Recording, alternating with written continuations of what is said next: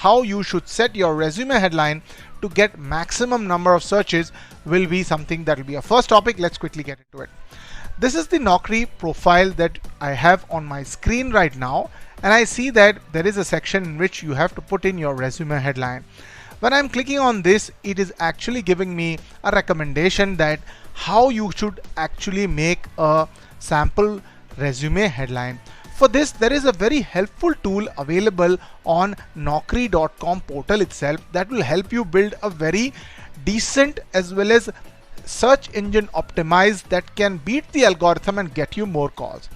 We'll go to this blog of naukri.com wherein you will find easily a resume headline for your profile. Example, you are a testing engineer. Let me just tap on it, and this will give you a complete overview of how a resume headline should be.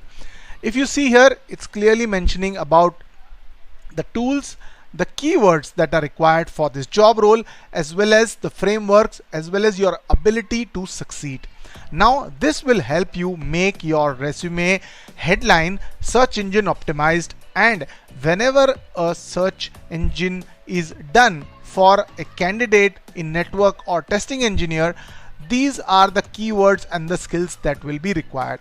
Another important tip that I want to give you is that how you can optimize your keywords. This was something that I spoke about in my introduction, that how I can optimize the keyword search so that the Naukri calls get double. Let's quickly get on to it when I will talk about how you can find the keywords for each job.